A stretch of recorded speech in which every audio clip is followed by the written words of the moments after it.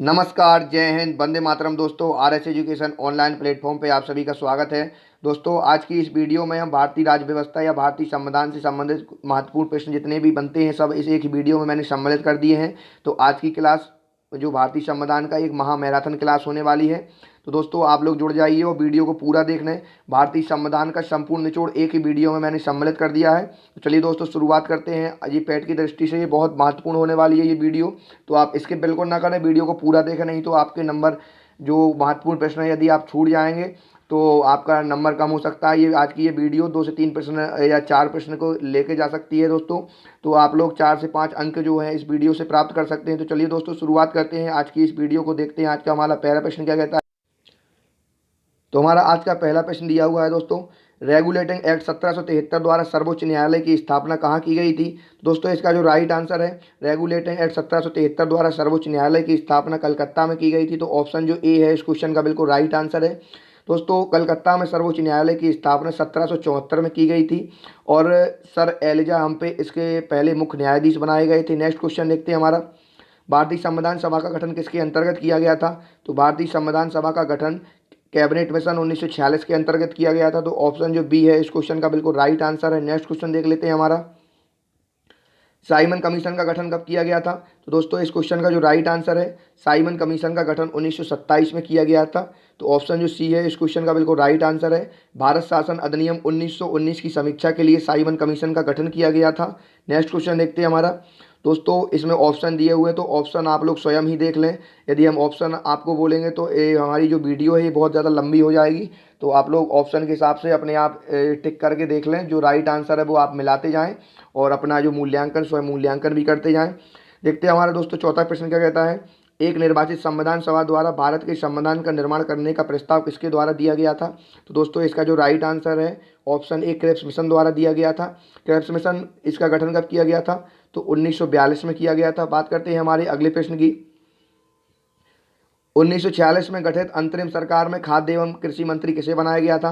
तो दोस्तों, 1946 में गठित जो खाद्य एवं कृषि मंत्री है, ये सरकार जो अंतरिम सरकार बनी थी इसमें खाद्य एवं कृषि मंत्री ये डॉक्टर राजेंद्र प्रसाद को बनाया गया था। तो ऑप्शन जो डी है इस क्वेश्चन का बिल्कुल राइट आंसर है। यहाँ जगजीवन राम दिया हुआ है तो जगजीवन राम को श्रम मंत्री बनाया गया था। सरदार बलदेव सिंह को रक्षा मंत्री बनाया गया था। जॉन मथाई जो है, जॉन मथाई को उद्योग एवं नागरिक पूर्ति मंत्री बनाया गया था। नेक्स्ट क्वेश्चन देखते हैं हमारा, संविधान सभा की प्रथम बैठक कब हुई थी। तो संविधान सभा की प्रथम बैठक कब हुई थी, यहाँ पे आपको ऑप्शन जो दिए हुए हैं आप लोग देखते जाइए। दोस्तों, इस क्वेश्चन का जो राइट आंसर है वो आपको बताना है। तो संविधान सभा की जो पहली बैठक है ये 9 दिसंबर 1946 को हुई थी। तो ऑप्शन जो बी है इस क्वेश्चन का बिल्कुल राइट आंसर है। बात करते हैं हमारे अगले प्रश्न की, तो भारतीय संविधान का प्रथम प्रारूप किसके द्वारा दिया गया था। तो दोस्तों, इसका जो राइट आंसर है, भारतीय संविधान का जो प्रथम प्रारूप है वो सर BN राव द्वारा दिया गया था। तो ऑप्शन जो सी है इस क्वेश्चन का बिल्कुल राइट आंसर है। यदि बात करें दोस्तों भारतीय संविधान का प्रथम प्रारूप की, तो ये BN राव द्वारा दिया गया था। और भारतीय संविधान सभा के जो जो क्या बोलते हैं संवैधानिक सलाहकार थे वो सर BN राव ही संवैधानिक सलाहकार थे। तो ऑप्शन जो सी है इस क्वेश्चन का बिल्कुल राइट आंसर है। नेक्स्ट क्वेश्चन देखते हैं हमारा, संविधान सभा का स्थायी अध्यक्ष किसे चुना गया था। तो दोस्तों, इसका जो क्वेश्चन का राइट आंसर है, तो संविधान सभा का जो स्थायी अध्यक्ष है जो डॉक्टर राजेंद्र प्रसाद को चुना गया था। ऑप्शन जो बी है इस क्वेश्चन का बिल्कुल राइट आंसर है। नेक्स्ट क्वेश्चन देखते हैं हमारा, नेहरू द्वारा प्रस्तुत उद्देश्य प्रस्ताव संविधान सभा में कब स्वीकृत हुआ। तो दोस्तों, नेहरू द्वारा उद्देश्य जो प्रस्ताव है जो संविधान सभा में ये कब स्वीकृत हुआ था। तो ये 22 जनवरी 1947 को स्वीकृत हुआ था। तो ऑप्शन जो डी है इस क्वेश्चन का बिल्कुल राइट आंसर है, ऑप्शन डी। दोस्तों, थोड़ा इसके बारे में जान लेते हैं। दोस्तों, एक्चुअली होता क्या है कि 9 दिसंबर 1946 को संविधान सभा की प्रथम बैठक होती है जिसमें डॉक्टर सच्चिदानंद सिन्हा को अस्थायी अध्यक्ष एवं 11 दिसंबर 1946 को डॉक्टर राजेंद्र प्रसाद को इसका जो स्थायी अध्यक्ष चुना गया। संविधान सभा का निर्माण 13 दिसंबर 1946 को पंडित जवाहरलाल नेहरू द्वारा प्रस्तुत उद्देश्य प्रस्ताव से हुआ था, जिसे 22 जनवरी 1947 को सर्वसम्मति से स्वीकार कर लिया गया था। 26 नवंबर 1949 को भारतीय संविधान अंगीकृत किया गया, जबकि 26 जनवरी 1950 को इसे पूर्णतः लागू कर दिया गया था। दोस्तों, हमने इसके साथ साथ थोड़ा इसका एक्स्ट्रा फैक्ट पूरा जान लिया। संविधान से जो संविधान सभा से निर्मित जो जितने भी तथ्य थे हमने इसके थोड़ा जान लिया है इसके बारे में। देखते हैं हमारा नेक्स्ट क्वेश्चन क्या कहता है। इसका जो आंसर है हम पहले ही बता चुके हैं आपको, 22 जनवरी 1947। नेक्स्ट क्वेश्चन देखते हैं हमारा, संविधान सभा के संवैधानिक सलाहकार कौन थे। दोस्तों इसमें जो क्वेश्चन में विकल्प दिए हुए हैं उसके अनुसार सर BN राव, ऑप्शन जो सी है इस क्वेश्चन का बिल्कुल राइट आंसर है। संविधान सभा के जो संवैधानिक सलाहकार थे सर BN राव थे, ऑप्शन जो बी है इस क्वेश्चन का बिल्कुल राइट आंसर है। नेक्स्ट क्वेश्चन देखते हैं हमारा। दोस्तों वीडियो को स्किप बिल्कुल ना करें दोस्तों, ये वीडियो आपके लिए बहुत महत्वपूर्ण होने वाली है क्योंकि पैट का एग्जाम अब ज़्यादा समय नहीं रह गया है। आप लोगों को इतना समय नहीं रह गया है कि आप बार बार कई पुस्तकें पलटा सकें, काफ़ी सारी बुक्स पढ़ सकें। तो आप लोगों के लिए इसलिए मैंने मेहनत करके ये एक ही वीडियो में सारा मटेरियल यहाँ पे आपको प्रोवाइड करा दिया है। तो आप लोगों के लिए ये वीडियो बहुत यूजफुल रहने वाली है। देखते हैं दोस्तों हमारा प्रश्न क्या कहता है। भारत का संविधान कब स्वीकार किया गया था। तो दोस्तों भारत का संविधान कब स्वीकार किया गया था। तो दोस्तों इसका जो राइट आंसर है वो 26 नवंबर 1949 को। तो ऑप्शन जो ए है इस क्वेश्चन का बिल्कुल राइट आंसर है। नेक्स्ट क्वेश्चन देखते हैं हमारा। भारतीय संविधान पूर्णतः कब लागू किया गया। तो दोस्तों भारतीय संविधान पूर्णतः 26 जनवरी 1950 को लागू किया गया था। तो ऑप्शन जो सी है इस क्वेश्चन का बिल्कुल राइट आंसर है। नेक्स्ट क्वेश्चन देख लेते हैं हमारा। प्रस्तावना के शब्द हम भारत के लोग किस देश के संविधान से लिए गए हैं। तो दोस्तों प्रस्तावना के जो शब्द हैं जो हम इसमें जो हम भारत के लोग हैं ये संयुक्त राज्य अमेरिका के संविधान से लिए गए हैं। तो ऑप्शन जो सी है इस क्वेश्चन का बिल्कुल राइट आंसर है, संयुक्त राज्य अमेरिका। दोस्तों यदि बात करें संयुक्त राज्य अमेरिका से और जो महत्वपूर्ण बार बार एग्जाम में पूछे जाते हैं क्या क्या लिया गया है। तो संयुक्त राज्य अमेरिका से मूल अधिकारों को, प्रस्तावना के शब्द हम भारत के लोग, मूल अधिकार, सर्वोच्च न्यायालय एवं उच्च न्यायालय में जो न्यायाधीश होते हैं उनको पद से हटाए जाने की प्रक्रिया, राष्ट्रपति पर महाभियोग, जनहित याचिका, ये सभी संयुक्त राज्य अमेरिका से ही लिए गए हैं। नेक्स्ट क्वेश्चन देखते हैं हमारा। संविधान सभा का जो हमारा क्वेश्चन 14 दिया हुआ है, संविधान का संशोधन संविधान के किस भाग में दिया हुआ है। दोस्तों संविधान का संशोधन संविधान के किस भाग में दिया हुआ है। तो दोस्तों इसका जो राइट आंसर है वो आपको बताना है।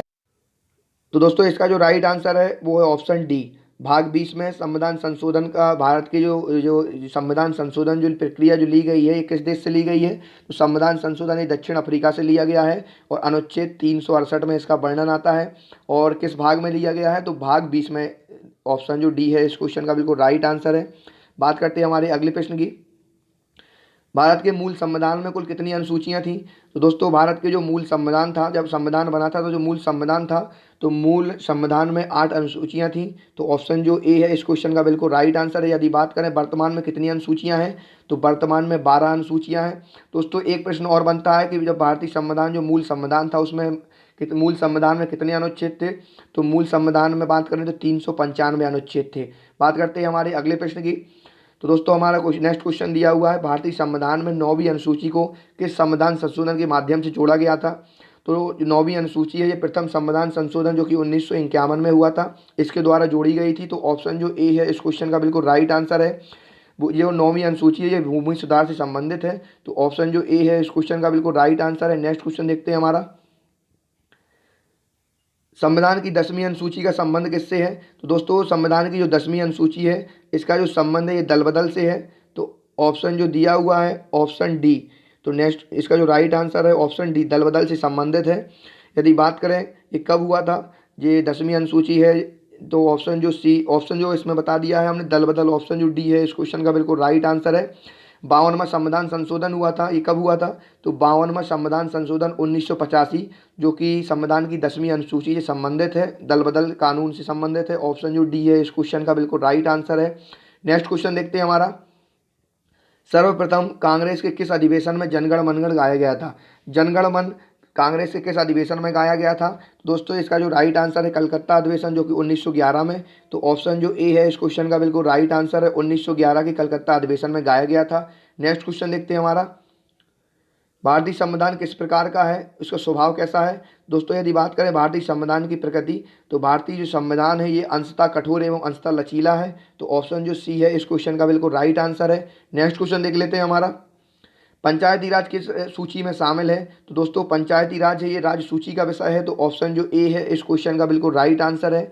यदि बात करें राज्य सूची में तो राज्य सूची में कितने विषय सम्मिलित हैं। राज्य सूची में 61 विषय सम्मिलित हैं। और दोस्तों यदि बात करें राज्य सूची में तो राज्य सूची में कौन कौन से जो क्या बोलते हैं कौन कौन से विषय शामिल हैं। दोस्तों राज्य सूची में कौन कौन से विषय शामिल हैं तो जो टोल टैक्स हो गया और जो लोक स्वास्थ्य हो गया, बाजार एवं मेले हो गए, पशुपालन हो गया, कृषि आय पर कर हो गया, शराब हो गया, मनोरंजन हो गया, भू राजस्व, ये सभी राज्य सूची में सम्मिलित हैं। और राज्य सूची में यदि विषयों की संख्या की बात की जाए तो राज्य सूची में 61 विषय सम्मिलित हैं। नेक्स्ट क्वेश्चन देखते हैं हमारा। संघ सूची में वर्तमान में कितने विषय सम्मिलित हैं? तो दोस्तों संघ सूची में वर्तमान में 100 विषय सम्मिलित हैं। तो ऑप्शन जो सी है इस क्वेश्चन का बिल्कुल राइट आंसर है। नेक्स्ट क्वेश्चन देख लेते हैं हमारा। संविधान के किस अनुच्छेद को भीमराव अंबेडकर ने संविधान की आत्मा कहा है, हृदय या आत्मा कहा है? तो दोस्तों इसका जो राइट आंसर है वो है अनुच्छेद 32। तो ऑप्शन जो सी है, ऑप्शन जो अनुच्छेद 32 ऑप्शन ए में दिया हुआ है, तो ऑप्शन जो ए है इस क्वेश्चन का बिल्कुल राइट आंसर है। अनुच्छेद 32 को संवैधानिक उपचारों का अधिकार भी कहा जाता है। तो ऑप्शन जो ए है इस क्वेश्चन का बिल्कुल राइट आंसर है। नेक्स्ट क्वेश्चन देखते हैं हमारा।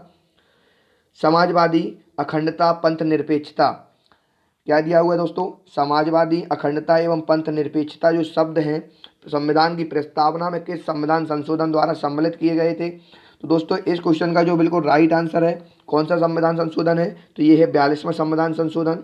तो ऑप्शन जो बी है इस क्वेश्चन का राइट आंसर है। 42वां संविधान संशोधन 1976 में हुआ था। तो ऑप्शन जो बी है बिल्कुल राइट आंसर है। नेक्स्ट क्वेश्चन देखते हैं हमारा। नए राज्य की गठन की शक्ति किसके पास है? तो ऑप्शन आपको दिए हुए हैं। तो नए राज्यों का गठन का जो अधिकार है संसद के पास है। तो ऑप्शन जो सी है इस क्वेश्चन का बिल्कुल राइट आंसर है। बात करते हैं हमारे अगले प्रश्न की। संविधान के किस अनुच्छेद में अस्पृश्यता उन्मूलन किया गया है? संविधान के किस अनुच्छेद में यह कहा जा सकता है? तो संविधान के किस अनुच्छेद में छुआछूत या अस्पृश्यता से संबंधित है? दोस्तों इसका जो राइट आंसर है अनुच्छेद जो 17, इसमें अस्पृश्यता के बारे में बताया गया है। तो ऑप्शन जो बी है इस क्वेश्चन का राइट आंसर है। अनुच्छेद 18 में जो कि बार बार पूछा जाता है, उपाधियों का अंत अनुच्छेद 18 से संबंधित है। नेक्स्ट क्वेश्चन देखते हैं हमारा। अल्पसंख्यक वर्गों के हितों का संरक्षण जो है संविधान के किस अनुच्छेद में वर्णित है? तो दोस्तों अल्पसंख्यक जो हितों का जो संरक्षण है ये संविधान के किस अनुच्छेद में है? तो इसका जो राइट आंसर है ये अनुच्छेद 29 में है। तो ऑप्शन जो सी है इस क्वेश्चन का बिल्कुल राइट आंसर है। यदि बात करें हम यहाँ पे जो और ऑप्शन दिए हुए हैं अनुच्छेद 24, तो अनुच्छेद 24 में क्या है? तो मौलिक अधिकारों के अंतर्गत जो बच्चों का शोषण है, बच्चों के शोषण के जो विरुद्ध प्रावधान है अनुच्छेद 24 में किए गए हैं। अनुच्छेद 23 में दोस्तों क्या है? ये भी शोषण के विरुद्ध ही अधिकार से संबंधित है। और अनुच्छेद 30 में क्या दिया हुआ है? तो दोस्तों जो अनुच्छेद 30 है इसमें क्या कहा गया है? शिक्षण संस्थाओं की स्थापना तथा प्रशासन करने का अल्पसंख्यक जो वर्गों का अधिकार है वो अनुच्छेद 30 में कहा गया है। नेक्स्ट क्वेश्चन देखते हैं हमारा। विधि के समझ समता एवं विधियों की समान संरक्षण संविधान के किस अनुच्छेद में वर्णित है? दोस्तों इसका जो राइट आंसर है वो है ऑप्शन ए, अनुच्छेद 14 में ये दिया गया है। अनुच्छेद 15 में धर्म, मूल, जाति, लिंग एवं वंश, जन्मस्थान आदि के आधार पर विभेद का प्रतिषेध जो है अनुच्छेद 15 में कहा गया है। अनुच्छेद 21 में जीवन का अधिकार है। तो ऑप्शन जो हमने सारे बता दिए हैं। और इस 27 में जो क्वेश्चन है इसका जो राइट आंसर है वो है ऑप्शन ए। नेक्स्ट क्वेश्चन देखते हैं हमारा। मौलिक अधिकारों का संरक्षक कौन होता है? तो दोस्तों इसका जो राइट आंसर है मौलिक अधिकारों का जो संरक्षक है वो न्यायपालिका है। तो ऑप्शन सी। नेक्स्ट क्वेश्चन देखते हैं हमारा। संवैधानिक उपचारों का अधिकार संविधान के किस अनुच्छेद को कहा गया है? तो हम ये पहले ऊपर ही बता चुके हैं। तो संवैधानिक जो उपचारों का अधिकार है अनुच्छेद 32 को कहा गया है। ऑप्शन ए इस क्वेश्चन का बिल्कुल राइट आंसर है। नेक्स्ट क्वेश्चन देखते हैं हमारा। वर्तमान समय में भारतीय संविधान के अंतर्गत संपत्ति का अधिकार किस प्रकार का अधिकार है? दोस्तों संपत्ति का जो अधिकार है ये वैधानिक अधिकार बन गया है या ये कानूनी अधिकार बन गया है? तो ऑप्शन जो ए है इस क्वेश्चन का बिल्कुल राइट आंसर है। नेक्स्ट क्वेश्चन देख लेते हैं हमारा। संपत्ति के मौलिक अधिकार को किस संविधान संशोधन के द्वारा मौलिक अधिकारों की श्रेणी से हटाकर केवल वैधानिक अधिकार बना दिया गया था? दोस्तों ये कौन सा है? दोस्तों इसका जो राइट आंसर है वो आपको बता, तो दोस्तों इसका जो राइट आंसर है वो है 44वां संविधान संशोधन अधिनियम। ऑप्शन जो सी है इस क्वेश्चन का बिल्कुल राइट आंसर है, जो कि 1978 में किया गया था मोरारजी देसाई के शासनकाल में। तो ऑप्शन जो सी है इसका राइट आंसर है। नेक्स्ट क्वेश्चन देखते हैं हमारा। व्यक्तिगत स्वतंत्रता के अधिकार के लिए कौन सी याचिका दायर की जाती है? दोस्तों इसका जो राइट आंसर है ये है बंदी प्रत्यक्षीकरण। तो ऑप्शन जो बी है इस क्वेश्चन का बिल्कुल राइट आंसर है। व्यक्तिगत स्वतंत्रता के लिए बंदी प्रत्यक्षीकरण याचिका दायर की जा सकती है। तो option B right answer. Next question देखते हैं हमारा। भारतीय संविधान के अनुच्छेद 25 में कौन से शब्द सम्मिलित हैं? तो दोस्तों अनुच्छेद 25 जो है उसमें कौन कौन से शब्द सम्मिलित हैं? तो भारतीय संविधान के अनुच्छेद 25 में प्रयुक्त जो शब्द हैं वो है हिंदू। हिंदू शब्द में कौन कौन से मतलब कहा गया है, इसमें जो ऑप्शन दिए गए हैं उसके हिसाब से हमको देखना है। तो दोस्तों जो भारतीय संविधान जो अनुच्छेद 25 है उसमें प्रयुक्त हिंदू शब्द में बौद्ध, जैन एवं सिख ये सभी शब्द सम्मिलित है। तो इसका जो राइट आंसर कौन सा है दोस्तों? तो इसका जो राइट आंसर हमें बताना है विकल्प के अनुसार कौन सा दिया हुआ है। तो दोस्तों हिंदू एवं बौद्ध, जैन एवं सिख, पारसी एवं मुस्लिम, उपर्युक्त सभी। दोस्तों इसके जो ऑप्शन है वो सही नहीं दिए हुए हैं। तो इसके जो राइट आंसर है वो हम आपको बता देते हैं। यहाँ पे मिस टाइपिंग हो चुकी है दोस्तों। इसका जो राइट आंसर है अनुच्छेद 25 है, उसमें जो हिंदू शब्द वर्णित थे तो हिंदू शब्द में बौद्ध बौद्ध हो गए, जैन हो गए और सिख, ये तीन ही वर्णित हैं। बौद्ध, जैन, सिख, जो कि हिंदू शब्द जो आया है अनुच्छेद 25 में उसमें ये सम्मिलित हैं, बौद्ध, जैन और सिख। तो इसका जो राइट आंसर है दोस्तों हमने आपको बता दिया बौद्ध, जैन और सिख। इसमें जो ऑप्शन है इसके सही नहीं दिए हुए हैं। नेक्स्ट क्वेश्चन की बात करते हैं हमारे। बंधुआ मजदूर अधिनियम संसद द्वारा किस वर्ष पारित किया गया था? तो बंधुआ मजदूर जो अधिनियम है ये संसद द्वारा वर्ष 1976 में पारित किया गया था। ऑप्शन जो डी है राइट आंसर है। नेक्स्ट क्वेश्चन देखते हैं हमारा। कल्याणकारी राज्य की संकल्पना का समावेश जो है संविधान के किस भाग में किया गया है? दोस्तों इसका जो राइट आंसर है वो कौन सा है? तो ऑप्शन जो ए है इस क्वेश्चन का बिल्कुल राइट आंसर है, राज्य के नीति निर्देशक सिद्धांत। ऑप्शन ए, इसमें कल्याणकारी राज्य की संकल्पना का समावेश किया गया है। तो ऑप्शन जो ए है बिल्कुल राइट आंसर है। किस भाग में है? तो ये भाग 4 में है, भाग 4 में वर्णित है। नेक्स्ट क्वेश्चन देखते हैं हमारा। नीति निर्देशक तत्व हैं न्यायालय द्वारा परिवर्तनीय नहीं होंगे, संविधान के किस अनुच्छेद में वर्णित है? दोस्तों जो नीति निर्देशक तत्व है इन्हें न्यायालय में चुनौती नहीं दी जा सकती, ये अनुच्छेद 37 में वर्णित है। तो ऑप्शन जो बी है इस क्वेश्चन का बिल्कुल राइट आंसर है। दोस्तों अनुच्छेद 36 में नीति निर्देशक तत्वों के संदर्भ में राज्य की परिभाषा दी गई है। अनुच्छेद 38 में क्या कहा गया है? लोक कल्याण की अभिवृद्धि के लिए सामाजिक व्यवस्था बनाना अनुच्छेद 38 में वर्णित है। और अनुच्छेद 39A में क्या कहा गया है? दोस्तों अनुच्छेद जो 39A है इसमें निःशुल्क विधिक सहायता उपलब्ध कराना, ये इसमें दिया गया है। नेक्स्ट क्वेश्चन देखते हैं हमारा। ग्राम पंचायतों का गठन संविधान के किस अनुच्छेद में दिया गया है? दोस्तों हम यहाँ पे जो ऑप्शन में जो विकल्प दिए हुए उनके बारे में भी जानते जा रहे हैं, इससे हमारा बहुत ही संविधान के जो महत्वपूर्ण अनुच्छेद हैं वो भी कंप्लीट हो जाएंगे। ग्राम पंचायतों का गठन संविधान के किस अनुच्छेद में वर्णित है? तो ग्राम पंचायतों का जो गठन है अनुच्छेद 40 में दिया गया है। तो ऑप्शन जो ए है इस क्वेश्चन का बिल्कुल राइट आंसर है, अनुच्छेद 40। तो इसका जो राइट आंसर है वो है अनुच्छेद 40, इसमें ग्राम पंचायतों का गठन किया गया है। दोस्तों यहाँ पे दिया हुआ है अनुच्छेद 44। तो अनुच्छेद 44 का संबंध किससे है? तो अनुच्छेद 44 जो है ये सभी नागरिकों के लिए एक समान नागरिक संहिता। अनुच्छेद 45 में क्या कहा गया है? 6 से कम आयु के बच्चों के लिए निःशुल्क व अनिवार्य शिक्षा का प्रावधान अनुच्छेद 45 में है। और कार्यपालिका का न्यायपालिका से पृथक्करण अनुच्छेद 50 में दिया गया है। नेक्स्ट क्वेश्चन देखते हैं हमारा। भारतीय संविधान में मूल कर्तव्यों को किस देश के संविधान से जोड़ा गया है? दोस्तों इसका जो राइट आंसर है भारतीय संविधान में जो मूल कर्तव्य है ये पूर्व सोवियत संघ या जो रूस है या पूर्व सोवियत संघ से लिया गया था। जो प्राचीन नाम है पूर्व सोवियत संघ रूस, या इसको हम USSR भी लिखा जाता है, USSR। तो इसका जो राइट आंसर है वो है ऑप्शन ए। नेक्स्ट क्वेश्चन देखते हैं हमारा। जनहित याचिका के जनक किसे कहा जाता है? तो दोस्तों जनहित याचिका के जो जनक है ये सर्वोच्च न्यायालय के मुख्य न्यायाधीश PN भगवती को जाना जाता है। तो ऑप्शन जो सी है इस क्वेश्चन का बिल्कुल राइट आंसर है। नेक्स्ट क्वेश्चन देखते हैं हमारा। जनहित याचिका कहाँ से ली गई दोस्तों? तो जनहित याचिका अमेरिका की संविधान से ली गई है। नेक्स्ट क्वेश्चन देख लेते हैं हमारा। भारतीय संविधान में मूल कर्तव्य किस समिति की अनुशंसा पर शामिल किए गए थे? तो दोस्तों इसका जो राइट आंसर है भारतीय संविधान में मूल कर्तव्य जो है ये सरदार स्वर्ण सिंह समिति जो कि 1976 में गठित की गई थी, इसकी अनुशंसा पर शामिल किए गए थे। इसका जो राइट आंसर है वो है ऑप्शन सी, सरदार स्वर्ण सिंह समिति। दोस्तों सरदार स्वर्ण सिंह समिति ने संविधान में 8 मूल कर्तव्यों को जोड़ने का सुझाव दिया था। कितने का सुझाव दिया था? तो 8 मूल कर्तव्यों को जोड़ने का सुझाव दिया था। लेकिन 42वां संविधान संशोधन अधिनियम 1976 द्वारा 10 मूल कर्तव्य हैं उन्हें जोड़ा गया था। 11वां मौलिक जो कर्तव्य है या 11वां जो मूल कर्तव्य है वो 86 में संविधान संशोधन अधिनियम 2002 द्वारा जोड़ा गया था। नेक्स्ट क्वेश्चन देखते हैं हमारा। ये आ गया अगला क्वेश्चन जो अभी हमने चर्चा की है। जो 11वां मूल कर्तव्य को किस संविधान संशोधन अधिनियम द्वारा जोड़ा गया था? तो दोस्तों 11वां जो मूल कर्तव्य है ये 86 में संविधान संशोधन 2002 द्वारा जोड़ा गया था। तो ऑप्शन जो सी है बिल्कुल राइट आंसर है, 86 में संविधान संशोधन 2002। नेक्स्ट क्वेश्चन देखते हैं हमारा। कार्यपालिका की न्यायपालिका से पृथक्करण संविधान के किस अनुच्छेद में वर्णित है? दोस्तों इसका जो राइट आंसर है वो है अनुच्छेद 50 में वर्णित है।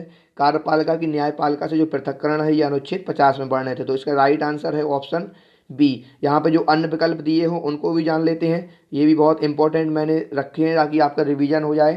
दोस्तों अनुच्छेद 48 में क्या कहा गया है? तो अनुच्छेद जो 48 है तो अनुच्छेद 48 में जो है ये कृषि या पशुपालन से संबंधित जो प्रणालियों का प्रयोग करना या गाय बछड़ों या अन्य दुधारू पशुओं के जो नस्लों में सुधार, ये अनुच्छेद 48 में दिया हुआ है। अनुच्छेद 51 में क्या दिया हुआ है? तो अनुच्छेद 51 में अंतर्राष्ट्रीय शांति एवं सुरक्षा की अभिवृद्धि अनुच्छेद 51 में दी हुई है। और अनुच्छेद 52 में दिया हुआ है, अनुच्छेद 52 राज्य जो भारत का एक राष्ट्रपति होगा, ये अनुच्छेद 52 में वर्णित है। नेक्स्ट क्वेश्चन देखते हैं हमारा, भारत का राष्ट्रपति बनने के लिए न्यूनतम आयु कितनी होनी चाहिए? तो ऑप्शन आपको दोस्तों दिए हुए हैं। दोस्तों भारत की जो राष्ट्रपति बनने के लिए न्यूनतम आयु कितनी होनी चाहिए? तो ये होनी चाहिए 35 वर्ष। तो ऑप्शन जो ए है इस क्वेश्चन का बिल्कुल राइट आंसर है। क्या क्या योग्यताएं होनी चाहिए दोस्तों?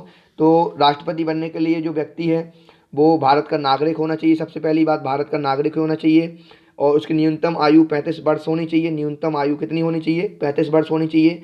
लोकसभा का सदस्य निर्वाचित होने की योग्यता होनी चाहिए और किसी लाभ के पद पर नहीं होना चाहिए। और राष्ट्रपति पद की जो अहर्ताएं हैं, जो योग्यताएं हैं, किस अनुच्छेद में वर्णित हैं? तो अनुच्छेद 58 में राष्ट्रपति पद की अहर्ताएं या योग्यताएं वर्णित हैं। बात करते हैं हमारे अगले प्रश्न की। तो भारत के राष्ट्रपति का निर्वाचन किस प्रकार होता है? दोस्तों यहाँ पे जो ऑप्शन दिए हुए हैं आप लोग देख लीजिएगा। तो भारत के जो राष्ट्रपति का जो निर्वाचन है ये अप्रत्यक्ष मतदान के रूप में होता है। तो ऑप्शन जो बी है इस क्वेश्चन का बिल्कुल राइट आंसर है। आनुपातिक प्रतिनिधित्व से एकल संक्रमणीय मत पद्धति के द्वारा राष्ट्रपति का निर्वाचन होता है। तो ऑप्शन जो बी है इस क्वेश्चन का बिल्कुल राइट आंसर है।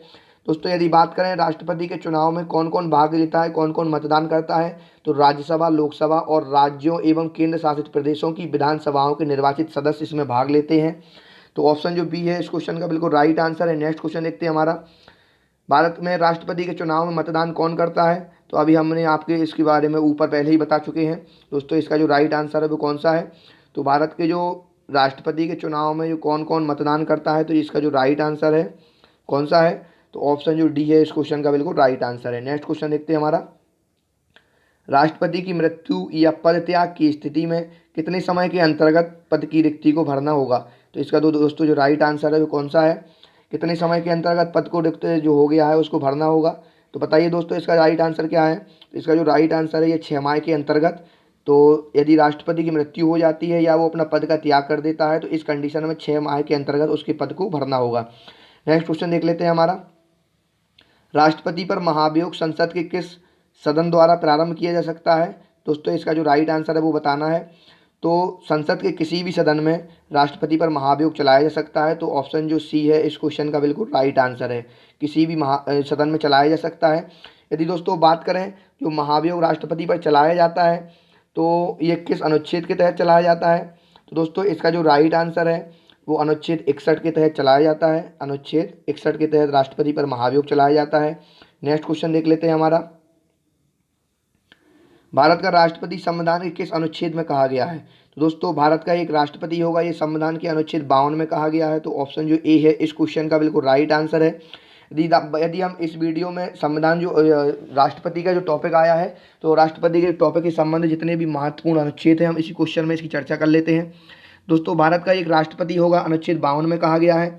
अनुच्छेद 53 में संघ की कार्यपालिका शक्ति उसमें निहित होगी, तो अनुच्छेद 53 में कहा गया है। अनुच्छेद 54 में भारत का जो राष्ट्रपति है उसका निर्वाचक मंडल अनुच्छेद 54 में कहा गया है। अनुच्छेद 55 में राष्ट्रपति के निर्वाचन की रीति अनुच्छेद 55 में कही गई है। अनुच्छेद 56 में क्या कहा गया है दोस्तों? अनुच्छेद 56 में राष्ट्रपति की पदावधि, अनुच्छेद 57 में पुनर्निर्वाचन की जो पात्रता है वो कहा गया है। और राष्ट्रपति की योग्यताएं अनुच्छेद 58 में, और राष्ट्रपति की शपथ के बारे में, राष्ट्रपति की जो शपथ है वो अनुच्छेद 60 में कही गई है। अनुच्छेद 61 में राष्ट्रपति पर चलने वाला महाभियोग के बारे में बताया गया है। और जो महत्वपूर्ण बचे हुए हैं अनुच्छेद 72 जो कि बार बार पूछा जाता है, तो अनुच्छेद 72 में राष्ट्रपति के क्षमादान की शक्ति, एवं अनुच्छेद जो 73 है, अनुच्छेद 73 में संघ की कार्यपालिका शक्ति राष्ट्रपति में निहित होगी या संघ की कार्यपालिका शक्ति का विस्तार, ये अनुच्छेद 73 में कहा गया है। नेक्स्ट क्वेश्चन देखते हैं हमारा, राष्ट्रपति पर महाभियोग संविधान के किस अनुच्छेद के तहत चलाया जाता है? तो दोस्तों राष्ट्रपति पर जो महाभियोग है किस संविधान के अनुच्छेद के तहत चलाया जाता है ये हम बता चुके हैं, अनुच्छेद जो 61 है। ऑप्शन बी राइट आंसर है। नेक्स्ट क्वेश्चन देखते हैं हमारा, लोकसभा एवं राज्यसभा का संयुक्त अधिवेशन किसके द्वारा आयोजित किया जाता है? तो दोस्तों इसका जो राइट आंसर है ये राष्ट्रपति द्वारा आयोजित किया जाता है, लेकिन इसकी जो अध्यक्षता है वो लोकसभा का अध्यक्ष करता है। और ये बुलाया किसके द्वारा जाता है संयुक्त अधिवेशन? ये राष्ट्रपति के द्वारा बुलाया जाता है। नेक्स्ट क्वेश्चन देखते हैं हमारा, किसी भौगोलिक क्षेत्र को अनुसूचित क्षेत्र घोषित करने का संवैधानिक अधिकार किसे प्राप्त है? दोस्तों इसका जो राइट आंसर है ये राष्ट्रपति को प्राप्त है। ऑप्शन ए इस क्वेश्चन का बिल्कुल राइट आंसर है। नेक्स्ट क्वेश्चन देखते हैं हमारा, भारतीय संविधान का कौन सा अनुच्छेद राष्ट्रपति को उच्चतम न्यायालय से परामर्श लेने की शक्ति प्रदान करता है? तो ये है अनुच्छेद 143। ऑप्शन जो ए है इस क्वेश्चन का बिल्कुल राइट आंसर है। नेक्स्ट क्वेश्चन देखते हैं हमारा, किस एक विधेयक जो संसद में प्रस्तुत किया जाता है वह किस प्रक्रिया के बाद अधिनियम बन जाता है? दोस्तों इसका जो राइट आंसर है वो राष्ट्रपति के हस्ताक्षर के बाद वह अधिनियम या कानून बन जाता है। तो ऑप्शन जो बी है इस क्वेश्चन का बिल्कुल राइट आंसर है। नेक्स्ट क्वेश्चन देखते हैं हमारा, भारत के उपराष्ट्रपति को पद से त्यागने का प्रस्ताव संसद के किस सदन में लाया जा सकता है? तो दोस्तों इसके जो ऑप्शन दिए हुए हैं आप लोग देख लीजिएगा। इसका जो राइट आंसर है वो संसद के किस सदन में लाया जा सकता है? तो उपराष्ट्रपति को हटाने की जो प्रक्रिया है केवल राज्यसभा में। तो ऑप्शन जो ए है इस क्वेश्चन का बिल्कुल राइट आंसर है। नेक्स्ट क्वेश्चन देखते हैं हमारा, किस सदन की अध्यक्षता ऐसे व्यक्ति द्वारा की जाती है जो उस सदन का सदस्य नहीं होता है? दोस्तों इसका जो राइट आंसर है वो है राज्यसभा। ऑप्शन जो ए है इस क्वेश्चन का बिल्कुल राइट आंसर है। नेक्स्ट क्वेश्चन देख लेते हैं हमारा, प्रधानमंत्री की नियुक्ति किसके द्वारा की जाती है? दोस्तों यहाँ पे जो ऑप्शन दिए हुए हैं दोस्तों, प्रधानमंत्री की नियुक्ति ये राष्ट्रपति के द्वारा की जाती है। तो ऑप्शन जो ए है इस क्वेश्चन का बिल्कुल राइट आंसर है, ऑप्शन ए। दोस्तों भारतीय संविधान के अनुच्छेद 75 में प्रधानमंत्री एवं अन्य मंत्रियों की नियुक्ति मंत्रिपरिषद के आकार एवं उत्तरदायित्व का निर्णय जो निर्धारण है वो अनुच्छेद 75 करता है। तो ऑप्शन जो ए है इस क्वेश्चन का बिल्कुल राइट आंसर है। नेक्स्ट क्वेश्चन देखते हैं हमारा, भारत का प्रधानमंत्री बनने के लिए न्यूनतम आयु कितनी होनी चाहिए?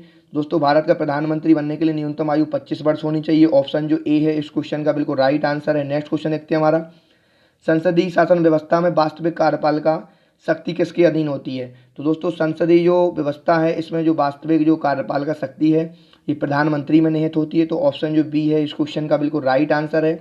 नेक्स्ट क्वेश्चन देख लेते हैं हमारा, लोकसभा में अविश्वास प्रस्ताव प्रस्तुत करने के लिए लोकसभा सदस्यों की न्यूनतम कितनी संख्या होनी चाहिए? तो दोस्तों न्यूनतम संख्या कितनी होनी चाहिए? इसका जो राइट आंसर है वो 50 होनी चाहिए। ऑप्शन बी राइट आंसर है। नेक्स्ट क्वेश्चन देखते हैं हमारा, दोस्तों हम ज़्यादा विकल्पों पर चर्चा करेंगे तो दोस्तों वीडियो लंबी हो जाएगी। चलिए दोस्तों देखते हैं हमारा नेक्स्ट क्वेश्चन, संसद का सदस्य नहीं होने पर कोई व्यक्ति अधिकतम कितने माह तक केंद्रीय मंत्री रह सकता है? दोस्तों संसद का सदस्य नहीं होने पर 6 माह तक ही कोई मंत्री अधिकतर जो व्यक्ति है वो केंद्रीय मंत्री रह सकता है। तो इसका जो राइट आंसर है वो है 6 माह तक, ऑप्शन बी। नेक्स्ट क्वेश्चन देखते हैं हमारा, मंत्रिपरिषद सामूहिक रूप से किसके प्रति उत्तरदायी होता है? दोस्तों मंत्रिपरिषद सामूहिक रूप से किसके प्रति उत्तरदायी होता है? दोस्तों इसका जो राइट आंसर है किसके प्रति, ये होता है लोकसभा के प्रति। तो ऑप्शन जो ए है इस क्वेश्चन का बिल्कुल राइट आंसर है। नेक्स्ट क्वेश्चन देख लेते हैं हमारा, भारत का प्रथम न्यायवादी कौन था? तो दोस्तों इसके ऑप्शन आपको दिए हुए हैं। भारत का प्रथम न्यायवादी यहाँ पे या हमको अटॉर्नी जनरल के बारे में पूछा गया है या न्यायवादी के बारे में पूछा गया है। तो भारत का जो प्रथम न्यायवादी का था वो MC शीतलवाड़ थे। ऑप्शन जो सी है इस क्वेश्चन का बिल्कुल राइट आंसर है। यदि बात करें न्यायवादी संबंधित या अटॉर्नी जनरल से संबंधित अनुच्छेद, भारत के नियंत्रक एवं महालेखा परीक्षक की नियुक्ति।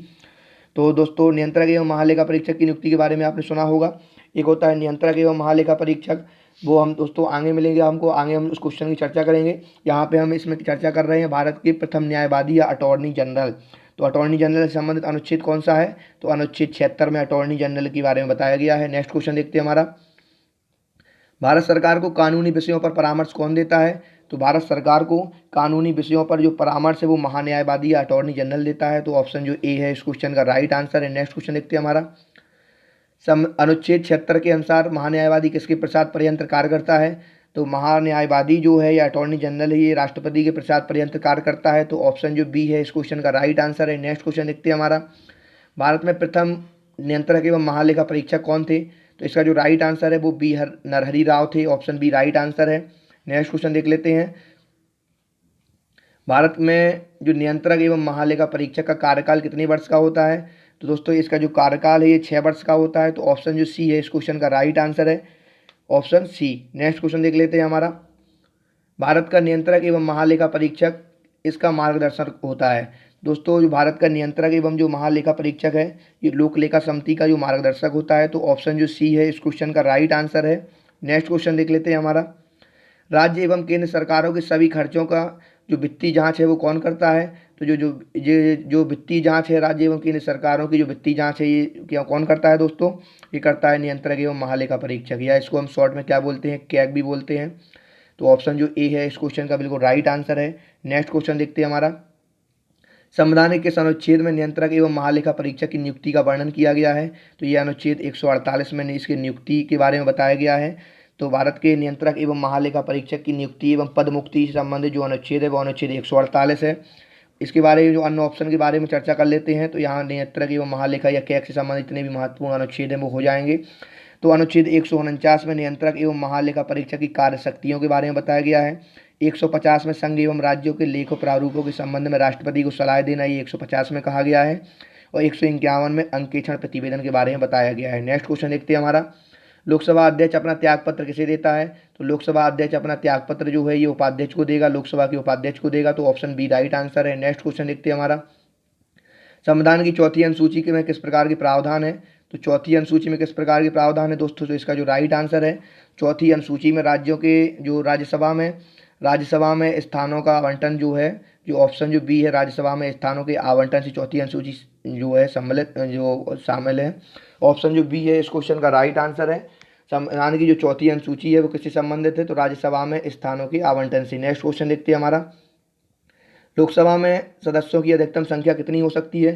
तो लोकसभा में अधिकतम कितने सदस्य हो सकते हैं? तो अधिकतम 552 हो सकते हैं। तो ऑप्शन जो सी है इस क्वेश्चन का बिल्कुल राइट आंसर है। नेक्स्ट क्वेश्चन देखते हैं हमारा, भारतीय संसद में कौन शामिल होता है? दोस्तों लोकसभा, राज्यसभा एवं राष्ट्रपति तीनों ही मिलकर संसद का निर्माण होता है। तो ऑप्शन जो डी है इस क्वेश्चन का बिल्कुल राइट आंसर है। यदि बात करें संसद के बारे में, तो संसद का किस अनुच्छेद में वर्णन है? तो अनुच्छेद 79 में संसद का वर्णन है, अनुच्छेद 80 में राज्यसभा और अनुच्छेद 81 में लोकसभा के बारे में बताया गया है। नेक्स्ट क्वेश्चन देखते हैं हमारा, संसद का गठन संविधान के किस अनुच्छेद में है? तो संसद का जो गठन है अभी हम बता चुके हैं, अनुच्छेद 79 में है, 80 में राज्यसभा, 81 में लोकसभा। नेक्स्ट क्वेश्चन देखते हैं हमारा, राज्यसभा के सदस्य का कार्यकाल कितना होता है? तो राज्यसभा के सदस्य का कार्यकाल कितना होता है? ये 6 वर्ष होता है। तो ऑप्शन जो बी है इस क्वेश्चन का बिल्कुल राइट आंसर है। नेक्स्ट क्वेश्चन देखते हैं हमारा, प्रोटेम स्पीकर की नियुक्ति कौन करता है? दोस्तों प्रोटेम स्पीकर की नियुक्ति कौन करता है? तो जो प्रोटेम स्पीकर जो होता है इसकी जो नियुक्ति है ये राष्ट्रपति के द्वारा की जाती है। तो ऑप्शन जो डी है इस क्वेश्चन का बिल्कुल राइट आंसर है। तो ऑप्शन डी राइट आंसर है। दोस्तों प्रोटेम स्पीकर क्या होता है? तो प्रोटेम स्पीकर की नियुक्ति राष्ट्रपति द्वारा की जाती है तथा उसका जो कर्तव्य है वो नवनिर्वाचित लोकसभा सदस्यों को शपथ दिलाना होता है। नेक्स्ट क्वेश्चन, लोकसभा के प्रथम अध्यक्ष कौन थे? तो दोस्तों लोकसभा के जो प्रथम अध्यक्ष थे वो जी बी मावलंकर थे। तो ऑप्शन जो बी है इस क्वेश्चन का बिल्कुल राइट आंसर है। नेक्स्ट क्वेश्चन देखते हैं हमारा, प्राक्कलन समिति का कार्यकाल कितना होता है? तो दोस्तों प्राक्कलन समिति का जो कार्यकाल है ये 1 वर्ष होता है। ऑप्शन ए इस क्वेश्चन का बिल्कुल राइट आंसर है। नेक्स्ट क्वेश्चन देखते हैं हमारा, धन विधेयक सर्वप्रथम कहाँ पर पेश किया जाता है? दोस्तों धन विधेयक सबसे पहले लोकसभा में पेश किया जाता है। तो ऑप्शन जो ए है इस क्वेश्चन का बिल्कुल राइट आंसर है। सबसे पहले ये लोकसभा में पेश किया जाता है। धन विधेयक से संबंधित अनुच्छेद 110 है। ऑप्शन आपको बता दिए हैं। नेक्स्ट क्वेश्चन देखते हैं हमारा, संसदीय व्यवस्था में शून्यकाल किसकी देन है? तो दोस्तों जो शून्यकाल है ये किसकी देन है? शून्यकाल भारत की देन है। तो ऑप्शन जो डी दिया हुआ है भारत, इसका राइट आंसर है। नेक्स्ट क्वेश्चन देखते हैं हमारा, लोकसभा समिति में कुल कितने सदस्य होते हैं? तो दोस्तों लोकसभा समिति में कुल जो लोक लेखा समिति जो है लोक लेखा समिति जो है इसमें कितने सदस्य होते हैं? तो लोक लेखा समिति जो होते हैं इसमें 22 सदस्य होते हैं। तो ऑप्शन जो बी है इस क्वेश्चन का बिल्कुल राइट आंसर है। यदि बात करें लोक लेखा समिति में, तो इसमें जो 15 होते हैं वो लोकसभा के सदस्य होते हैं एवं 7 राज्यसभा के सदस्य होते हैं। नेक्स्ट क्वेश्चन, लोकसभा में शून्यकाल की अवधि अधिक से अधिक कितनी हो सकती है? तो शून्यकाल की जो अवधि है अधिक से अधिक कितनी हो सकती है? तो 1 घंटा हो सकती है। ऑप्शन ए राइट आंसर है। नेक्स्ट क्वेश्चन देखते हैं हमारा, यदि कोई धन विधेयक लोकसभा द्वारा स्वीकृत कर दिया जाए तो राज्यसभा इसे अधिक से अधिक कितने समय तक रोक सकती है? दोस्तों इसका जो राइट आंसर है वो 14 दिन तक रोक सकती है। तो ऑप्शन जो ए है राइट आंसर है। नेक्स्ट क्वेश्चन देखते हैं हमारा, उच्चतम न्यायालय के अधिकार क्षेत्र को बढ़ाने का अधिकार किसके पास है? तो दोस्तों उच्चतम न्यायालय का जो अधिकार बढ़ाने का जो अधिकार है ये ऑप्शन जो डी संसद के पास है। ऑप्शन डी राइट आंसर है। नेक्स्ट क्वेश्चन देखते हैं हमारा, भारत के सर्वोच्च न्यायालय की स्थापना कब हुई थी? तो भारत के सर्वोच्च न्यायालय की स्थापना 28 जनवरी 1985 को हुई थी। तो ऑप्शन जो सी है इस क्वेश्चन का बिल्कुल राइट आंसर है। नेक्स्ट क्वेश्चन देखते हैं हमारा, सर्वोच्च न्यायालय के न्यायाधीशों की नियुक्ति किसके द्वारा की जाती है? तो दोस्तों सर्वोच्च न्यायालय के जो न्यायाधीशों की नियुक्ति है ये किसके द्वारा होती है? तो ये राष्ट्रपति के द्वारा होती है। तो ऑप्शन जो दिया हुआ है ऑप्शन ए, भारत का राष्ट्रपति, ऑप्शन ए राइट आंसर है। नेक्स्ट क्वेश्चन देखते हैं हमारा, उच्चतम न्यायालय के न्यायाधीशों की संख्या में वृद्धि करने की शक्ति किसके पास है? तो ऑप्शन जो सी है ये संसद के पास है। ऑप्शन सी राइट आंसर है। नेक्स्ट क्वेश्चन, सर्वोच्च न्यायालय के न्यायाधीशों की सेवानिवृत्ति की जो या रिटायरमेंट की जो आयु है वो कितनी है? तो दोस्तों इसका जो राइट आंसर है वो है 65 वर्ष। ऑप्शन जो सी है बिल्कुल राइट आंसर है। नेक्स्ट क्वेश्चन देखते हैं हमारा, भारतीय संविधान के इस भाग में जो सर्वोच्च न्यायालय से संबंधित प्रावधान है, तो सर्वोच्च न्यायालय से संबंधित जो प्रावधान है वो भाग 5 में किए गए थे। ऑप्शन जो सी है बिल्कुल राइट आंसर है, भाग 5 अनुच्छेद 124 से 147 तक सर्वोच्च न्यायालय से संबंधित प्रावधान किए गए हैं। नेक्स्ट क्वेश्चन देखते हैं हमारा, सर्वोच्च न्यायालय की स्थापना एवं गठन संबंधी प्रावधान किस अनुच्छेद में है? सर्वोच्च न्यायालय से संबंधित जो प्रावधान है, जो गठन एवं स्थापना से संबंधित जो प्रावधान है, यह अनुच्छेद 24 में है। तो ऑप्शन ए राइट आंसर है। नेक्स्ट क्वेश्चन देखते हैं हमारा, मूल अधिकारों के उल्लंघन के विरुद्ध उच्चतम न्यायालय में किस अनुच्छेद के तहत रिट जारी की जाती है? दोस्तों उच्चतम न्यायालय में किसके अनुच्छेद के तहत रिट जारी की जाती है? उच्चतम न्यायालय मतलब यहाँ पर सुप्रीम कोर्ट के बारे में कहा गया है, तो अनुच्छेद 32 के तहत सुप्रीम कोर्ट में रिट जारी की जाती है। ऑप्शन बी राइट आंसर है। यदि बात करें हाई कोर्ट की, तो अनुच्छेद 226 के तहत हाई कोर्ट में रिट जारी की जाती है। नेक्स्ट क्वेश्चन देखते हैं हमारा, राज्य का कार्यकारी एवं संवैधानिक प्रमुख कौन होता है? दोस्तों राज्य का कार्यकारी एवं संवैधानिक जो प्रमुख होता है वो राज्यपाल होता है। तो ऑप्शन जो डी है राइट आंसर है। नेक्स्ट क्वेश्चन देखते हैं हमारा, राज्यपाल किसके प्रति उत्तरदायी होता है? दोस्तों इसका जो राइट आंसर है, ये ऑप्शन जो बी दिया हुआ है, ये राष्ट्रपति के प्रति उत्तरदायी होता है। ऑप्शन जो बी है बिल्कुल राइट आंसर है। नेक्स्ट क्वेश्चन देखते हैं, राज्यपाल की क्षमादान की शक्ति का उल्लेख किस संविधान के अनुच्छेद में किया गया है? तो राष्ट्रपति की जो राज्यपाल है, राज्यपाल की जो क्षमादान है, क्षमादान की शक्ति किस में दी गई है? तो दोस्तों अनुच्छेद 161 में राज्यपाल है, जो राज्यपाल है, इसकी क्षमादान की शक्ति अनुच्छेद 161 में दी गई है। और इसके द्वारा जो अध्यादेश जारी की जाने की शक्ति है वो अनुच्छेद 213 में दी गई है। नेक्स्ट क्वेश्चन देखते हैं हमारा, राज्य लोक सेवा आयोग की अध्यक्ष की नियुक्ति कौन करता है? तो दोस्तों ये राज्यपाल करता है। ऑप्शन ए राइट आंसर है। नेक्स्ट क्वेश्चन देखते हैं हमारा, भारत के किस राज्य में समान नागरिक संहिता लागू है? तो दोस्तों इसका जो राइट आंसर है वो है ऑप्शन ए। सॉरी दोस्तों, जो समान नागरिक संहिता के बारे में पूछा गया है, तो ऑप्शन जो डी है गोवा में लागू है। ऑप्शन डी राइट आंसर है। नेक्स्ट क्वेश्चन देखते हैं हमारा, राज्यपाल राज्य के महाधिवक्ता की नियुक्ति किस अनुच्छेद के तहत करता है? तो राज्य का महाधिवक्ता है जो इसकी जो नियुक्ति है अनुच्छेद 165 के द्वारा करता है। ऑप्शन बी राइट आंसर है। नेक्स्ट क्वेश्चन, भारत में उच्च न्यायालय की कुल संख्या कितनी है? तो उच्च न्यायालय कुल कितने हैं? तो 25 उच्च न्यायालय हैं। तो ऑप्शन ए राइट आंसर है। नेक्स्ट क्वेश्चन देखते हैं हमारा, कार्यवाहक मुख्य न्यायाधीश की नियुक्ति कहाँ पर की जाती है? तो दोस्तों जो कार्यवाहक जो मुख्य न्यायाधीश की नियुक्ति के बारे में पूछा गया है, कहाँ पर की जाती है? दोस्तों इसका जो राइट आंसर है, कार्यवाहक जो मुख्य न्यायाधीश नियुक्ति है, जो उच्च न्यायालय में की जाती है। तो ऑप्शन जो बी है इस क्वेश्चन का बिल्कुल राइट आंसर है। अनुच्छेद 223 के तहत कार्यवाहक मुख्य न्यायाधीश की नियुक्ति होती है। ऑप्शन बी राइट आंसर है। नेक्स्ट क्वेश्चन देखते हैं हमारा, इलाहाबाद हाई कोर्ट की स्थापना कब हुई थी? तो ये 1866 में हुई थी। ऑप्शन सी राइट आंसर है। नेक्स्ट क्वेश्चन, किस सूची के विषयों पर केंद्र एवं राज्य सरकार दोनों ही कानून बना सकती हैं? तो इसका जो राइट आंसर है ये समवर्ती सूची है। ऑप्शन जो सी है राइट आंसर है, समवर्ती सूची पर दोनों ही सरकारें जो है कानून बना सकती हैं। नेक्स्ट क्वेश्चन देखते हैं हमारा, केंद्र राज्य संबंध किस अनुसूची में वर्णित है? तो केंद्र राज्य जो संबंध है अनुच्छेद जो अनुसूची है 7वीं अनुसूची में वर्णित है। ऑप्शन जो बी है राइट आंसर है। नेक्स्ट क्वेश्चन देखते हैं हमारा, अंतर्राज्यीय परिषद का उपबंध किस अनुच्छेद में वर्णित है? तो दोस्तों अंतर्राज्यीय जो परिषद है इसका जो संबंध है किस अनुच्छेद से है? तो अंतर्राज्यीय परिषद जो अनुच्छेद 263 में वर्णित है। ऑप्शन जो डी है राइट आंसर है। नेक्स्ट क्वेश्चन देखते हैं हमारा, अंतर्राज्यीय परिषद का जो पदेन अध्यक्ष होता है वो कौन होता है? तो अभी हमने ऊपर बताया कि अनुच्छेद 263 से संबंधित है। अंतर्राज्यीय परिषद जो है अनुच्छेद 263 से संबंधित है और इसका जो अध्यक्ष होता है वो भारत का प्रधानमंत्री होता है। तो ऑप्शन जो ए है इस क्वेश्चन का बिल्कुल राइट आंसर है। नेक्स्ट क्वेश्चन देखते हैं हमारा, राज्य में राष्ट्रपति शासन किसकी सलाह पर लगाया जाता है? तो दोस्तों राज्य में जो राष्ट्रपति शासन है ये किसकी सलाह पर लगाया जाता है? तो ये लगाया जाता है राज्यपाल की सलाह पर। तो ऑप्शन जो सी है इस क्वेश्चन का बिल्कुल राइट आंसर है, ऑप्शन सी। तो ऑप्शन जो सी है दोस्तों बिल्कुल राइट आंसर है। बात करते हैं हमारे अगले प्रश्न की, राष्ट्रपति शासन अधिकतम कितनी अवधि तक लगाया जा सकता है? दोस्तों जो राष्ट्रपति शासन है अधिकतम कितनी अवधि तक लगाया जा सकता है? तो अधिकतम ये 3 वर्ष तक लगाया जा सकता है। तो ऑप्शन जो बी है इसका बिल्कुल राइट आंसर है। यदि दोस्तों बात करें आपातकाल में किसी राज्य विधानमंडल की अवधि बढ़ाई जा सकती है, तो किसके द्वारा बढ़ाई जा सकती है? संसद के द्वारा बढ़ाया जा सकता है आपातकाल को। और दोस्तों राष्ट्रपति शासन से संबंधित अनुच्छेद के बारे में जान लेते हैं यहीं पर हम थोड़ा। अनुच्छेद 352 राष्ट्रीय आपात, अनुच्छेद 352 राष्ट्रीय आपात से संबंधित है। और 356 में क्या कहा गया है, तो राज्य आपात अनुच्छेद 356 में कहा गया है, और वित्तीय आपात अनुच्छेद 360 में वित्तीय आपात कहा गया है। नेक्स्ट क्वेश्चन देख लेते हैं हमारा। भारतीय संविधान के अनुच्छेद 356 के अंतर्गत राष्ट्रपति शासन सर्वप्रथम किस राज्य में लागू हुआ था? तो दोस्तों इसका जो राइट आंसर है, ये सर्वप्रथम पंजाब में लागू हुआ था। तो ऑप्शन जो सी है इस क्वेश्चन का बिल्कुल राइट आंसर है। नेक्स्ट क्वेश्चन देखते हैं हमारा।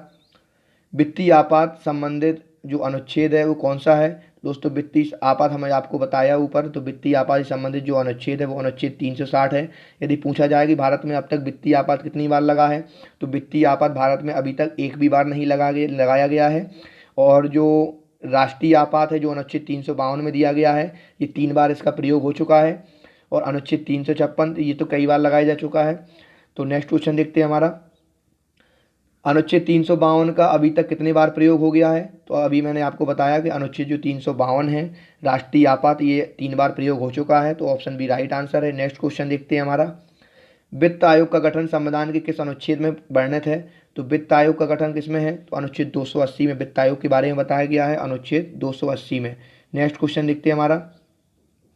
भारत में प्रथम वित्त आयोग का गठन कब किया गया था? दोस्तों इसका जो राइट आंसर है, भारत में जो प्रथम वित्त आयोग का जो गठन है ये 1951 में किया गया था। ऑप्शन जो डी है इस क्वेश्चन का बिल्कुल राइट आंसर है। यदि बात करें इसके प्रथम अध्यक्ष की, तो जो के.सी. नियोगी थे, कौन? के.सी. नियोगी इसके प्रथम अध्यक्ष बनाए गए थे, के.सी. नियोगी। नेक्स्ट क्वेश्चन देखते हैं दोस्तों। योजना आयोग की स्थापना कब हुई थी? तो दोस्तों इसका जो राइट आंसर है 15 मार्च 1950 को योजना आयोग का गठन या योजना आयोग की स्थापना की गई थी। और योजना आयोग के जो प्रथम अध्यक्ष कौन थे? तो पंडित जवाहरलाल नेहरू योजना आयोग के प्रथम अध्यक्ष थे। और दोस्तों इसका जो राइट आंसर है मैंने आपको बता दिया है, ऑप्शन जो ए है इस क्वेश्चन का बिल्कुल राइट आंसर है। दोस्तों नेक्स्ट क्वेश्चन की बात करते हैं हमारा। नीति आयोग की स्थापना कब की गई थी? तो नीति आयोग की स्थापना 1 जनवरी 2015 को की गई थी। नीति आयोग का अध्यक्ष कौन होता है? तो नीति आयोग का अध्यक्ष भारत का प्रधानमंत्री होता है। दोस्तों योजना आयोग के स्थान पर ही नीति आयोग का गठन किया गया था 1 जनवरी 2015 को। तो ऑप्शन जो बी है इस क्वेश्चन का राइट आंसर है। नेक्स्ट क्वेश्चन देख लेते हैं हमारा। भारतीय विकास परिषद की स्थापना कब हुई थी? तो 6 अगस्त 1952 को इसकी स्थापना होती है भारतीय विकास परिषद की। तो ऑप्शन जो ए है इस क्वेश्चन का बिल्कुल राइट आंसर है। इसका जो अध्यक्ष होता है वो भारत का प्रधानमंत्री होता है। नेक्स्ट क्वेश्चन देखते हैं हमारा। किस अनुच्छेद के अंतर्गत भारत के निर्वाचन आयोग का गठन किया गया है? तो दोस्तों इसका जो राइट आंसर है, भारत के निर्वाचन आयोग का जो प्रावधान है किस अनुच्छेद में है? तो दोस्तों अनुच्छेद जो 324 है, अनुच्छेद 324 इसमें वर्णन किया गया है। तो ऑप्शन जो ए है इस क्वेश्चन का बिल्कुल राइट आंसर है। नेक्स्ट क्वेश्चन देखते हैं हमारा। भारतीय संविधान के अनुच्छेद 344 के अंतर्गत प्रथम राजभाषा आयोग का गठन कब किया गया था? भारतीय संविधान के अनुच्छेद 344 के अंतर्गत प्रथम राजभाषा आयोग का गठन कब किया गया था? तो दोस्तों प्रथम जो राजभाषा आयोग है ये 1955 में इसका गठन किया गया था। Sir BG. खैर की अध्यक्षता में प्रथम राजभाषा आयोग का गठन किया गया था। तो इसके जो प्रथम अध्यक्ष थे वो बी.जी. खैर थे। तो ऑप्शन जो बी है इस क्वेश्चन का बिल्कुल राइट आंसर है। नेक्स्ट क्वेश्चन देखते हैं हमारा। 8वीं अनुसूची में वर्ष 2003 में 4 भाषाएं किस संविधान संशोधन द्वारा जोड़ी गई थी? तो दोस्तों 8वीं अनुसूची में जो 2003 में जो 4 भाषाएं कौन कौन सी जोड़ी गई थी? तो ये 92वां संविधान संशोधन द्वारा जो 4 भाषाएं जोड़ी गई थी कौन कौन सी थी? बोडो, डोंगरी, मैथिली और संथाली, ये 4 भाषाएं जो है 92वें संविधान संशोधन द्वारा जोड़ी गई थी। 21वां संविधान संशोधन जो कि 1967 में हुआ था, इसमें 15वीं भाषा सिंधी को जोड़ा गया था। 71वां संविधान संशोधन, तो 71वां संविधान संशोधन जो कि 1992 में हुआ था, 1992 में इसके तहत 8वीं अनुसूची में नेपाली, कोंकणी एवं मणिपुरी 3 भाषाएं जोड़ी गई थी। नेक्स्ट क्वेश्चन देखते हैं हमारा। और दोस्तों यदि बात करें वर्तमान में कितनी भाषाएं हैं, तो दोस्तों वर्तमान में जो हमारा संविधान है इसकी जो 8वीं अनुसूची है तो इसमें 22 भाषाएं शामिल हैं। नेक्स्ट क्वेश्चन देखते हैं हमारा। संघ की राजभाषा संविधान के किस अनुच्छेद में है? दोस्तों संघ की राजभाषा अनुच्छेद 343 में वर्णित है। तो ऑप्शन जो ए है इस क्वेश्चन का राइट आंसर है। नेक्स्ट क्वेश्चन देखते हैं हमारा। लोकसभा एवं राज्यसभा की गणपूर्ति के कोरम या इसको कोरम भी बोलते हैं, कुल सदस्यों की संख्या कितनी होती है? तो 1/10 इसका सही आंसर है, ऑप्शन सी। नेक्स्ट क्वेश्चन देखते हैं हमारा। पंचायती राज किस सूची का विषय है? दोस्तों ये राज्य सूची का विषय है। तो ऑप्शन जो बी है इस क्वेश्चन का बिल्कुल राइट आंसर है। नेक्स्ट क्वेश्चन देखते हैं हमारा। संविधान के 73वें संविधान संशोधन द्वारा निर्देशित किए जाने वाले कार्य किस अनुसूची में है? तो दोस्तों जो यहाँ पे दिया हुआ है संविधान की 73वीं अनुसूची, तो ये 11वीं अनुसूची से संबंधित है। 73वां संविधान संशोधन 11वीं अनुसूची। तो ऑप्शन जो सी है इसका राइट आंसर है। नेक्स्ट क्वेश्चन देखते हैं हमारा। 11वीं अनुसूची में कुल कितने विषय सम्मिलित हैं? दोस्तों 11वीं जो अनुसूची है उसमें कुल 29 विषयों को सम्मिलित किया गया है। तो जो ऑप्शन जो बी है इस क्वेश्चन का बिल्कुल राइट आंसर है। दोस्तों यदि बात करें 11वीं अनुसूची की, तो दोस्तों 73वां संविधान संशोधन जो अधिनियम 1992 के द्वारा 11वीं अनुसूची जोड़ी गई थी। तो ऑप्शन जो बी है राइट आंसर है। नेक्स्ट क्वेश्चन देखते हैं हमारा, पंचायती राज दिवस कब मनाया जाता है? तो पंचायती राज दिवस 24 अप्रैल को मनाया जाता है। तो ऑप्शन जो ए है इस क्वेश्चन का बिल्कुल राइट आंसर है। नेक्स्ट क्वेश्चन देख लेते हैं हमारा, त्रिस्तरीय पंचायती राज व्यवस्था का सुझाव किसने दिया था? तो ये बलवंत राय मेहता द्वारा दिया गया था। बलवंत राय मेहता जो कि 1957 में बलवंत राय मेहता की समिति बनी थी, 1957 में गठित की गई थी और इनके द्वारा त्रिस्तरीय पंचायती राज व्यवस्था का सुझाव दिया गया था।